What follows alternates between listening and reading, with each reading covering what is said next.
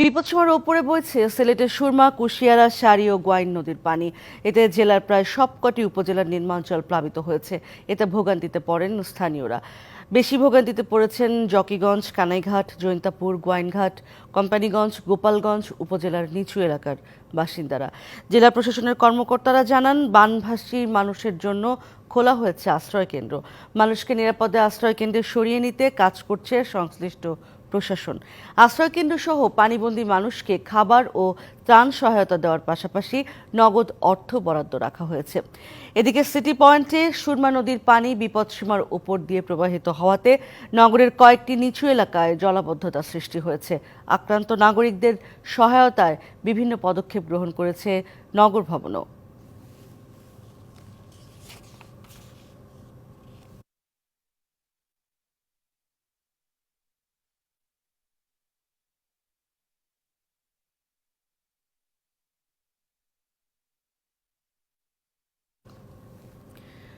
এ বিষয়ে আরো জানাতে সরাসরি যুক্ত হচ্ছেন সহকর্মী প্রত্যুষ তালুকদার। প্রত্যুষ, কি পরিস্থিতি এই মুহূর্তে?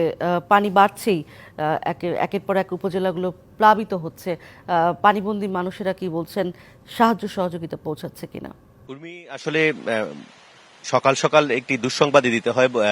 আকাশ কালো হয়ে এসেছে এবং ধারণাই করা হচ্ছে যে কিছুক্ষণ পর অঝোর ধারায় বৃষ্টি নামবে, যেটি আসলে আশঙ্কার একটি বিষয়। এবং এই আশঙ্কার কারণ হচ্ছে উজানের পাহাড়ি ঢলে সিলেটের প্রায় সবকটি নদ নদীর পানি বেড়েছে। বিশেষ করে সুরমা, কুশিয়ারা, শাড়ি এবং গোয়াইন এই নদীগুলোর পানি কিন্তু একটু বেশি বেড়েছে। নিশ্চয়ই আপনি দেখতে পাচ্ছেন এখানে সুরমা নদীর যে ঢল সেটি দেখা যাচ্ছে, সেটি দেখাচ্ছি। সুরমা নদী কিন্তু সিলেট পয়েন্টে বিপদসীমা অতিক্রম করেছে কাল রাতেই, এবং সেই কারণে সিলেট পয়েন্টে আসলে সিলেট নগরীর কিছুটা ঝুঁকি রয়েছে। এর আগে 2022 সালের বন্যার অভিজ্ঞতা পেয়েছে নগরবাসী।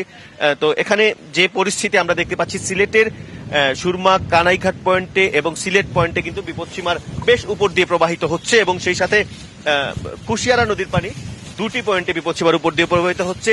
সিলেটের জৈন্তাপুর, কানাইঘাট, জকিগঞ্জ এইসব এলাকায় কিন্তু পানি বেড়ে গেছে, এবং সেই সব এলাকার নিচু জায়গা, বিশেষ করে কোম্পানিগঞ্জ, গোয়াইনঘাট সেসব এলাকাতেও নিচু এলাকায় পানি ঢুকেছে এবং সাধারণ মানুষ প্রচন্ড ভোগান্তিতে রয়েছেন। তো একটু কথা বলবো এখানকার স্থানীয় লোকজনদের সাথে। একটু জৈন্তাপুরের একজন নিবাসী হয়েছে, আপনার জৈন্তাপুরের সর্বশেষ কি অবস্থা দেখেছেন আপনি? আমি এইমাত্র খবর নিলাম যে জৈন্তাপুরে গতকালকে যেরকম পানি বৃদ্ধি অব্যাহত ছিল, রাতে কিছুটা কমেছিল, কিন্তু এখন আবার পানি বৃদ্ধি অব্যাহত আছে এবং ওই এলাকার অধিকাংশ নিম্নাঞ্চল কিন্তু এই মুহূর্তে পানিতে তলিয়ে গেছে, এবং উঁচু ঘরবাড়ির লোকজনও কিন্তু উদ্বিগ্ন, উৎকণ্ঠায় দিন কাটাচ্ছে। যে কোনো মুহূর্তে তাদেরও বাড়িঘর পানিতে তলিয়ে যেতে পারে। আমরা এই পানিটা মূলত উজান থেকে নেমে আসা পাহাড়ি ঢল, মানে সীমান্তবর্তী যে নদীগুলো আছে, আন্তঃসীমান্ত যে নদীগুলো আছে, সেই নদীগুলো থেকে পাহাড়ি ঢলের কারণে এই বন্যার সৃষ্টি হয়েছে। নিশ্চয়ই জেলা প্রশাসনের পক্ষ থেকে বলা হয়েছে যে আশ্রয় কেন্দ্র খোলা হয়েছে। একটু স্থানীয় আরেকজনের সাথে কথা বলবো। আচ্ছা, আপনি নিশ্চয়ই 2022 সালে সিলেট নগরীতে পানি হচ্ছে, আজকে সেই সুরমা নদীর পানি বেড়ে গেছে। আপনি নিচু এলাকা কি দেখেছেন পরিস্থিতি? দেখুন, নিচু এলাকা যে সীমান্তবর্তী এলাকা আছে, কানাইঘাট, জকিগঞ্জ, যেমন জৈন্তাপুর, সেসব এলাকা এখন কিন্তু আপনি জানেন যে সিলেটের যে 4টি নদী আছে, সেই 4টি নদীর প্রতিটি পয়েন্টে কিন্তু 6টি পয়েন্টে বলা যায় যে বিপদসীমার উপরে পানি। সেসব এলাকার অনেকগুলো গ্রাম এখন পানি প্রবেশ করেছে, মানুষ আশ্রয় কেন্দ্রে যাওয়ার চেষ্টা করছেন। এবং যদি কোম্পানিগঞ্জে দেখেন, তাহলে কোম্পানিগঞ্জের এলাকার যে বাজারগুলো আছে, কোম্পানিগঞ্জের প্রধান বাজার, সেখানে কিন্তু পানি প্রবেশ করেছে। এবং শহরে, সিলেট নগরীর যে শহরে যে নিচু এলাকাগুলো আছে, যে নিম্নাঞ্চলগুলো আছে, সেখানেও কিন্তু পানি এখন প্রবেশ করাচ্ছে। সকালেও আমি দেখেছি সেখানে পানি আছে।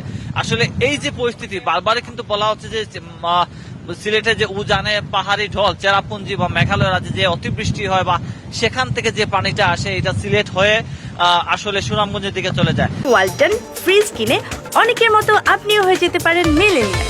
সেরা পণ্যের সেরা অফার। আপনি জানেন যে সকালে আমরা খবর পেয়েছি সুনামগঞ্জের অবস্থা এখনো খারাপ, সেখানেও বৃষ্টি হচ্ছে। সিলেট নগরের বেশ কিছু উপশহর সহ আশেপাশের বেশ কয়েকটি এলাকা আমরা দেখেছি। আপনি সকালে কি সেগুলো দেখেছেন? সকালে কিন্তু আমি বেশ কয়েকটা এলাকায় গেছি, তালতলা এবং উপশহর, যতরপুর এবং সুবানীঘাটে বেশ কয়েকটা এলাকা, সেখানে কিন্তু এখনো পানি আছে। যেহেতু নদীর পানি বিপদসীমার উপরে, পানি কিন্তু নামতে সময় লাগবে। নিশ্চয়ই দেখছিলেন আসলে এখন কিন্তু আকাশ কালো হয়ে এসেছে এবং বৃষ্টিপাত এরই মধ্যে শুরু হয়ে গেছে, যেটি আসলে ভোগান্তির উদ্রেক করেছে। এবং বলা হচ্ছে যে যেহেতু এই সুরমা নদী সিলেট পয়েন্টে বিপদ সীমার উপর দিয়ে প্রবাহিত হচ্ছে, বেশ কয়েক সেন্টিমিটার উপর দিয়ে প্রবাহিত হয়েছে, সেক্ষেত্রে কিন্তু সাধারণ মানুষ আসলে একটি আশঙ্কা করছেন যে সিলেট নগরে যে জলাবদ্ধতা বা বৃষ্টিপাতের যে বিষয়টি, সেটি কিন্তু ভারী বৃষ্টিপাত হলে এই জলাবদ্ধতা পরিস্থিতি কিন্তু অনেকটাই খারাপ হবে। এখন আসলে এই মুহূর্তে প্রচন্ড বেগে ঝড়ো হাওয়া বইছে বৃষ্টির সাথে সাথে, নিশ্চয়ই আপনারা দেখতে পাচ্ছেন। তো এই অবস্থা আসলে জেলা প্রশাসনের কর্মকর্তাদের সাথে আমরা যে বিষয়টি আলাপ করেছি, তারা বলেছেন যে এই সিলেটে আশ্রয় কেন্দ্র, বেশ কয়েকটি উপজেলায় আশ্রয় কেন্দ্র খুলে রাখা হয়েছে। এর পাশাপাশি গতকাল যেহেতু ঈদের দিন ছিল, ঈদের দিনেও কিন্তু এই এলাকার যারা বানভাসী এলাকা, অর্থাৎ সিলেটের প্রায় সবকটি উপজেলার নিম্নাঞ্চল কিন্তু এরই মধ্যে প্লাবিত হয়েছে। এবং আমরা দেখেছি যে সেই সব নিম্নাঞ্চলে বেশ কিছু আশ্রয় কেন্দ্র খোলা হয়েছে এবং সেই আশ্রয় কেন্দ্রগুলোতে আসলে সাধারণ মানুষ ঈদের দিন হয় বেশ অনেকেই যাননি, তবে আসলে সেই আশ্রয় কেন্দ্রগুলোতে আর্থিক সহায়তা এবং তাদেরকে খাবারের ব্যবস্থা করার কথা আমাদেরকে জেলা প্রশাসনের পক্ষ থেকে ধন্যবাদ জানানো হয়েছে। তো প্রত্যুষ, সবকিছু মিলিয়ে আপনাকে ধন্যবাদ। আপনি অত্যন্ত পরিশ্রমের সাথে আমাদেরকে তথ্যগুলো জানালেন। আপনি সাবধানে থাকবেন, নিশ্চয়ই আবারও আপনার মাধ্যমে সিলেট অঞ্চলের খবরাখবর আমরা পাবো। ধন্যবাদ আপনাকে।